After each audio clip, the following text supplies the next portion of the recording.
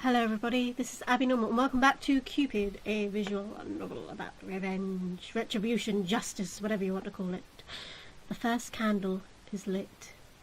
This candle is storage, the love for familiars, the cleanest love. Rosa stared at the blue candle glowing in her hand as she chanted her spell. Trust is the veil that conceals and deceives. Trick his eyes and his heart with the warmth from this candle's flame. A bond of blood like kin will be forged. Weave this trust so his tongue will yield to what is sought. Oh, are we seducing him? I forgot his name. Billy? Rosa stood by Catherine's tomb, nursing memories of her. Oh. The soft wind lightly blew her hair. It reminded her of Catherine and her playful ways. Fucking Discord, go away! I'm trying to play a game! Tears sprouted from her eye. Even the wind. Console her. Oh, she's my daughter. I don't want to scold her. I am always here, my love.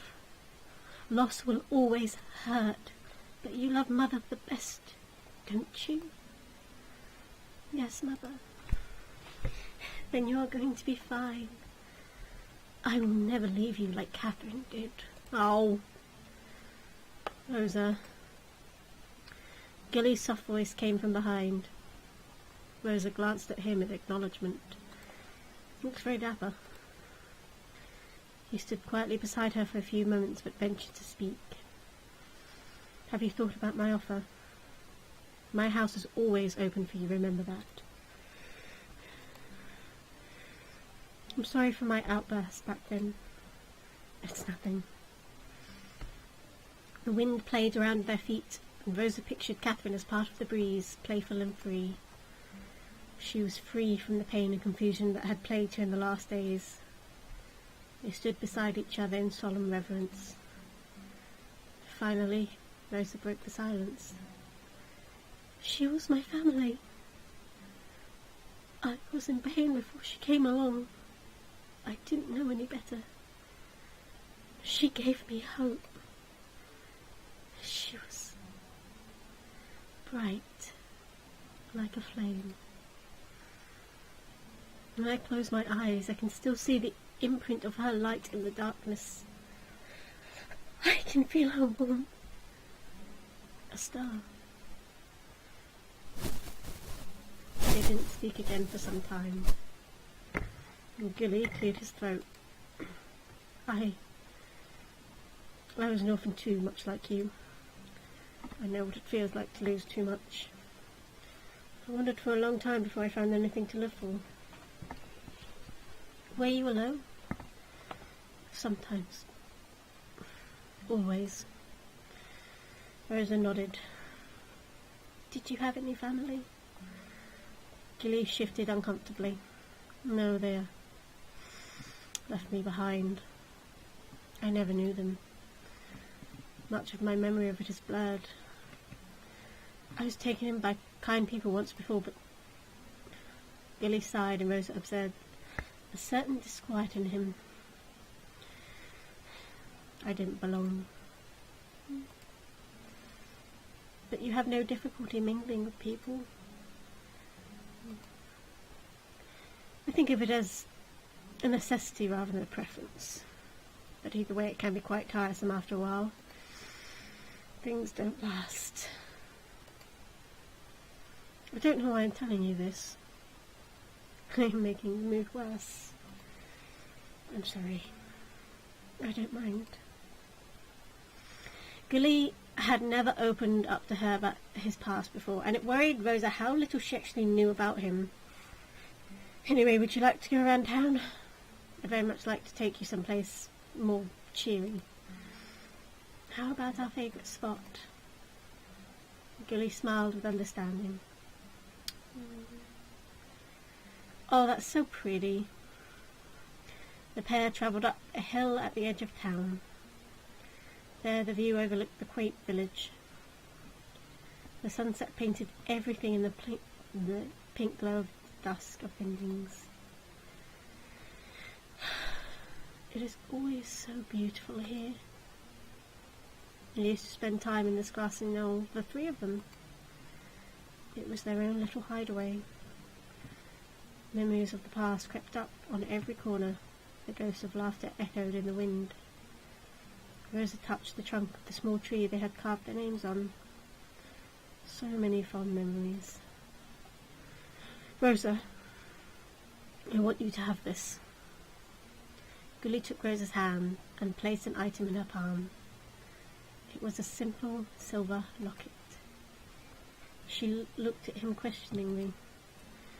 I've had that for as long as I can remember. One of my remembrances of the past. I can't take this. You must. You need it more than I do. It's old, and the locket doesn't even open anymore. I don't know why I've held on to it for so long. I can't even remember how I came to have it. But it comforts me. Maybe it will have the same effect for you. This is your treasure, Gilly. It feels wrong to take it. On the contrary, I believe you must have it. Call it a hunch or a feeling, an urge on my part. I am not good with expressing sorrow or even giving comfort, but I want to do something, at least, for you. Oh, this game. He closed his hand over hers, affirming the gift. It's yours. Please take it. You are wrong if you think I'm letting you stay in this castle simply for Catherine's sake. I do it of my own accord. Let me do this for you, Rosa. We have been friends for quite a while. If you need to leave, at least stay until you feel ready to go. All right. But I will continue working on your household for my lodging. You don't have to do that. I can raise your status to a lady. You can read and write now, and very well. I'm sure you'll be more comfortable in a higher position. I have no need for a higher position. Just free access to your library. You have come a long way from the shy girl back then, Rosa. Watching you grow has been a pleasure. Oh, is he falling in love with her? That's why I paused, because I was like, oh. Yes, the library is yours. They were quiet for a while, only conversing through looks, smiles, and tiny sighs. Rose realised that she had been holding on to Gilly's hand all that time. She broke off from his hold, rather embarrassed. We should head back. You're right, it's getting late. Gilly walked over to the carriage to get it ready. Excellent child. Being in a maid... Sorry, mother's having a bit of a problem. Being a maid in his household will give you free access to the rooms.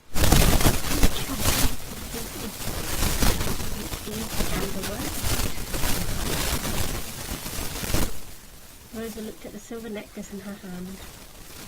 She was trying to open the lock. Look, if Gilly couldn't do it, you can't. Leave it alone! Leave it alone! Open it. Open that locket. I like to see what is inside. An object that he owns will make an enchantment more powerful. Rosa fussed with the pendant for a while, but like Gilly said, it was stuck. The other option... Okay, hang on, just pause for a second. The other option was for her to say, leave it alone. Why would she want it to be left alone unless she didn't want Rosa prying into something that connected Rosa to Gilly in a friendly way? Also, Rosa and Gilly are both orphans, technically. So... is this going to be a twist? Is this going to have a big twist that I'm going to be like, oh, damn it? I don't know. I'll try again later, Mother. I'll be curious about it myself. The spell will start its effect in stages, gradually uncovering his true face. Fondness first, then trust. Familiarity. But was the spell necessary at all? Didn't she already have that with Gilly? Rosa bit her lip, remembering the warmth of his hand. They had known each other for a long time. It was rather comforting to have someone to mourn with. However, Rose did find it strange that Gilly rarely even mentioned Catherine anymore. It was as if he was shedding her off like skin. And again the pain in her throat resurfaced. The memory of the needle made her stomach sludge. Don't skip it, please. Since her friend had died, the Marquis had begun spending all his hours locked in his office. He barely showed himself socially, rarely even attended meals. Yet they were casting a powerful spell, something that might harm Gilly. What if he was, after all, innocent? She had years of good memories with him. What was she even expecting to find out? Exactly how could she live with the guilt of two dead friends? Rosa sighed. She cared for him. Despite all the suspicions, she knew that much. But Mother was adamant. 3 candles for 3 loves. A fitting curse for a man who frolics in love's domain. Storge, the love for familiars. Philia, the love for friends. And Eros, the love for lust. Open his heart with Storge. Unmask him with Philia. No, don't say it. I know what you're going to say. No. Strike him down with Eros. Yet Rosa kept a 4th candle. One she had named Gape. Unconditional love. She didn't know whether she would ever use it. Mother, of course, would object. But just in case Eros successfully struck Gilly, she wished to light a Gape. At least give him peace before... Rosa walked towards Gilly, a pang of anxiousness biting at her. Rise, my daughter. The work lies ahead. To bring him down, we must find his weakness. Then we attack. His due punishment will be swift, my dear daughter. Do it for Mother. Do it for Mummy. Rosa.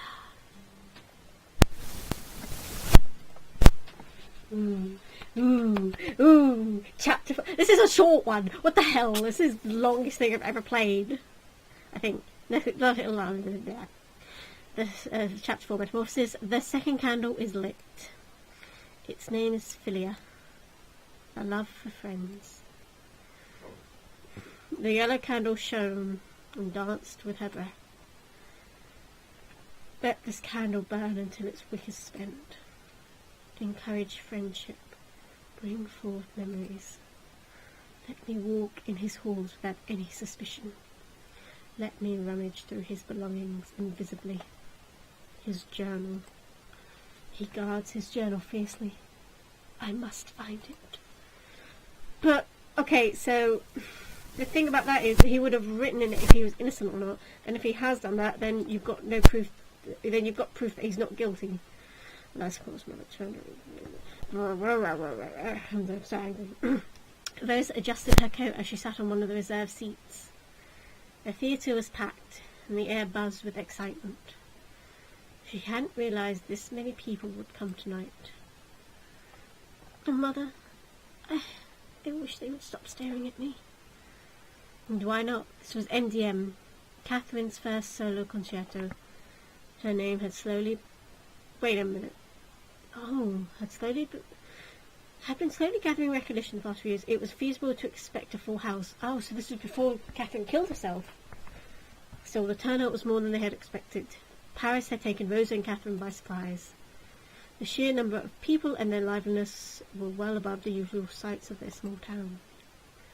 Catherine was obviously thrilled with the opportunity to play in such an esteemed venue for her debut.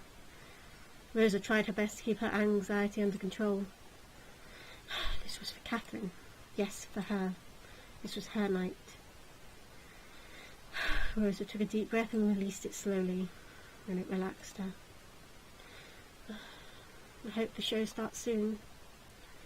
Rosa's eyes drifted towards the stage and into the throng of people gathered on her far left. In the middle of the huddle stood a familiar shape of a man. He had his back to her, but the posture in his build were unmistakable. Alice Gilly.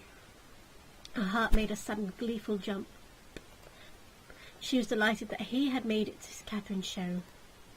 He had been travelling I can't speak. He had been travelling extensively recently. Okay. What if she walked over and made sure? Gilly would greet her kindly. She was sure Catherine would be thrilled to know he was here. Rosa pondered for a bit, reminded of a sudden wince of pain. Soon the master of ceremonies obliged people to take their seats. Gilly turned round and walked towards her. He stopped midway and took a seat without noticing her presence. Directly. Rosa seemed deep in thought. What's wrong, sweetheart? Is something bothering you? Nothing, Mother. Don't lie to me. I just didn't expect to see him here, that's all. Oh, I see. It is the same problem, isn't it? Does police go... Are you ready to... No, hang on, wait. I'm going to save it. I'm going to save it. She wants over it, yeah.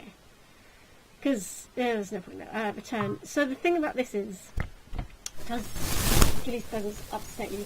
It probably would. She'd have to admit being in love with him. Are you worried about Catherine now that he's here? Is this after she killed her sister? I'm guessing it is, since her sister might... Since her sister might not be here. I'll have to think about this. Give me a second. Okay. Thinking about it with the progression of the story and the way I want to go, this would be her admitting that she loves Gilly, which means in the future she would be talking to her mother about this, and the reason why she has the candle of unconditional love is maybe because if she does love him and he falls in love with her that way, then they possibly could be together. Or are you worried about Catherine? I think I know it's a little bit selfish, but I think it's more a case of, she does love him, and then, oh wait, Catherine, oh yeah, I can't let her know he's here. So, of course, why focus on Catherine's performance when Gilly is just over there? Well, go on then. Why don't you approach him? Thanks, Mum. Ask him about his travels, his work. Tell him all about the books you've read, and listen to him talk about Catherine as if the girl is my god. As usual. That would be nice, wouldn't it? Mum's a bitch. Oh, you are making your life so complicated, darling. Why do you even bother yourself with these people? One of them... No... He's never going to look at you. Oh, that's such a horrible... I feel horrible telling this girl this. It is obvious that she will abandon you. No, because... she will obviously abandon you when they get together. They make such a lovely pair. Rosa winced at Mother's voice as if it were nails grating on a wall. It is only a matter of time, isn't it? What will you do then? Aren't you tired of being the third wheel? It's not like that, Mother. We're friends. Friends? Darling, friendship's nothing but a shallow kind of relationship. People change friends as easily as the weather. We don't even remember the friends you make at a certain age. Family is more... No, I think not. Friendships do not last. Family is not more important, trust me. Listen to Mother. Friendships do not last. You always love so much. You give all of yourself. I just don't want you to get hurt. You're not worth the love you give them. My dear, every relationship is centered around need. They need you now, but soon they will abandon you too. Rosa's tongue felt bitter in her mouth. She was filled with annoyance for her mother. Yes! Wasn't happiness as fleeting as friendship? Yet it was not any less real than sadness. These friends, these were people who accepted her. They shared laughter and tears, their own regrets and dreams. What more was needed? Rose's confused feelings began to arrange themselves neatly in her mind. Gillian and Catherine's happiness was more important to her. That was the main thing. She knew they felt the same way for her. Her insecurities were real, but they were insignificant. If anything, they were bittersweet. She had no regrets. For the first time in her life, she wanted to talk back to Mother Tweet. She bit her lip, quilling the nerves as she opened her mouth to speak. I know that. What? I know that Catherine matters more to him than I do. I know they might abandon me one day for whatever reason. It might be today or next year, or even sooner. But that doesn't matter in the long run. I am happy with them. We've had years together that I will treasure. Like I treasure memories of you too, Mother. My memories of you keep me sustained. That is why I love you. The years we spent together, no matter how fleeting, are still worth something. So let me care for them right now. Everything changes, but nothing is lost. Rosa was sure she had read it somewhere. Rosa waited for Mother to answer with a vicious voice, to burst out screaming at her cheekiness. But no voice came, and Rosa smiled to herself. The lights dimmed. A low hush descended on the pews. And soon Catherine entered, clad in the loveliest gown and an even lovelier smile. She was beautiful. She belonged on stage.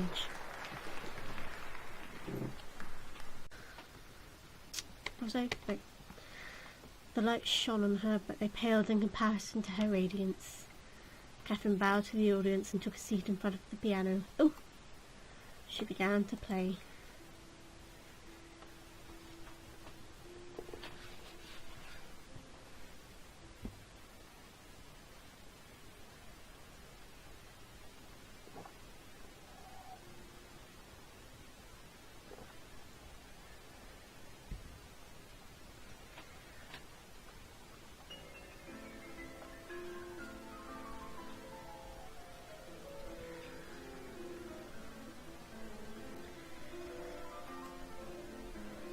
Rosa gripped the handle of her seat. She felt surges of emotion with every note.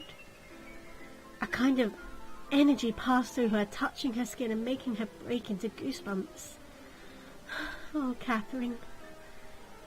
Rosa hadn't known of such an effect before this moment.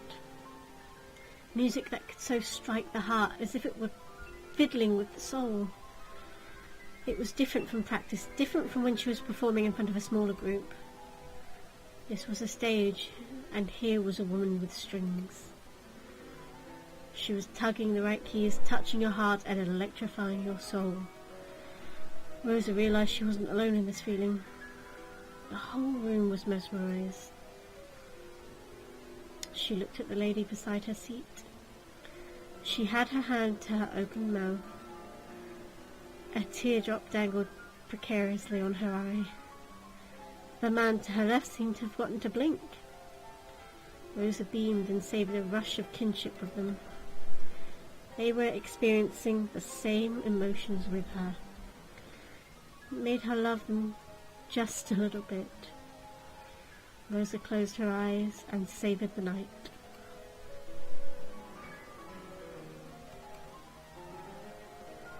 A bead of sweat fell from Catherine's chin. She was out of her body now. Her stress from the beginning of the show had thawed and turned into passion. It ran down her fingers to the keys.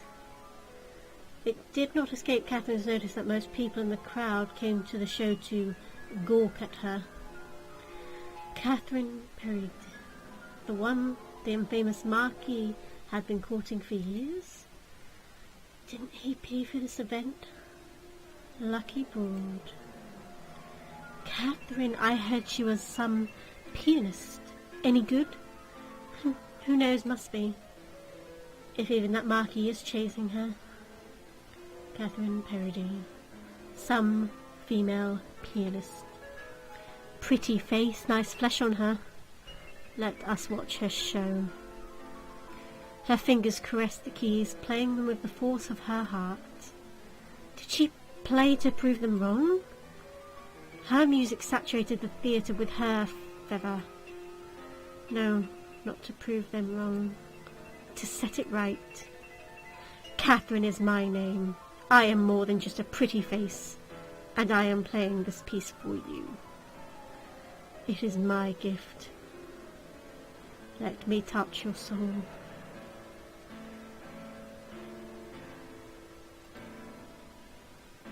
Rosa felt her eye get moist. This was Catherine's heart transcribed into music. All energy and beauty with the strength of the wind. The mischief of a sudden gale that whips up ladies' skirts and tips gentlemen's hats. The cold breeze that carried the loneliness of the coming winter. Everyone in the audience felt it. Rosa searched for Gilly's face in the darkness. She couldn't see him clearly, but it didn't matter. She knew what he was feeling, because she felt it too. Rosa's heart began to ache. It was a string she didn't know how to name. After the show, Rosa greeted Catherine in the backstage dressing room. Oh, she's so pretty. She was smothered in flowers from the audience, and sweat glistened on her forehead. Catherine gave her a tight hug. Congratulations, Kath. You were marvellous on stage. Oh, thank you, Rosa. Catherine covered her cheeks with her hands. I'm still shaking. The excitement from the stage hasn't left. Look at my hands. Oh dear. So I would call this show a success, yes? Pour the champagne and sherry. It is a night to remember. Catherine and Rosa hugged again. Let me just finish up here, Rosa. Then we'll celebrate properly. Two young ravishing ladies sampling the best of what Paris has to offer. I like it. I can hear my mum singing in the background. Sorry. Hope you guys can. Rosa laughed. Just don't let go of my hand. You might get lost being so starry-eyed. She was teasing, but smiling brightly all the same. I would never. Anyway, shall I meet you outside in a few minutes? Very well. I'll see you later. Rosa was thankful to leave the backstage area. She had almost forgotten her anxiety during the show, but the backstage was an ill reminder of the crowd. She looked forward to the night ahead, wondering vaguely why she hadn't mentioned Gilly's presence to Catherine. Sorry, she shrugged it off. It had simply slipped her mind, that was all. Oh dear. Catherine went back to her dressing room, humming as she was about to grab her coat. She wasn't the least bit tired. Visions of the city, exploring new sights and gaining experiences made her giddy with excitement. It will end the night on the best note, she was sure. A small knock interrupted her thoughts. Who's there? Catherine turned around and the cheerful smile froze on her face. The Marquis peeked from the open door and stepped inside. Hello, Kath. A tingling passed through Catherine's neck. Although she was where he had returned, this was the first time she'd seen him in 2 years, after she rebuked his intentions of wooing her. Catherine shook her head at the memory. Oh, hang on, so he was dating her sister, and she accidentally killed her sister, and after a while he was like, I like you, and she was like, nah, I'm good, bruh, even though I do like you, I'm good. And now they see each other for the first time. Okay. They grew up together. It was normal to develop feelings for someone you shared most of your life with, was it not? Yet Catherine had promised herself not to dabble with the Marquis. With all the rumours and the past flings, it felt like she knew too much. Too complicated, she had reasoned. The rumours were still alive in some circles. But hadn't Gilly come clean with his romantic escapades? Hadn't he vowed to be faithful since he made his intentions clear? Who to believe? Perhaps it was possible that... Catherine pushed away the insinuation of the last thought and rearranged her face into a merry smile. She curtsied. My Lord Marquis, thank you for coming. The last bit came out too loud in her ears. Felt like her voice was compensating and she suppressed a groan. I hope you found the show satisfactory, my Lord Marquis. What happened to Gilly Monster? At once the memories flooded her mind. That used to be her greeting every time she had visited him back then. She would scream that when she saw him, right before she flung her arms around his neck. Catherine didn't know what to do. Suddenly the hands had never betrayed her, felt like they belonged to someone else. She cleared her throat and felt the smile harden on her face. Pardon my past slight, sir. I was but a precocious child. After all, I must give my due respects to the sponsor of this event. Thank you. By the way, it didn't have to be so extravagant. Wasn't it your dream to play in Paris, Kath? Thought your debut would be the perfect opportunity to fulfill your dream. The Marquis stepped into her quarters and closed the door. I'm panicking. Why am I panicking? I've got to stop. Okay, we're going to end it here. I know it's a bit of a cliffhanger and I know you want more, but I know you're going to come back for it, so that's it for now, guys, and I'll see you all in the next part of Cupid. Bye-bye!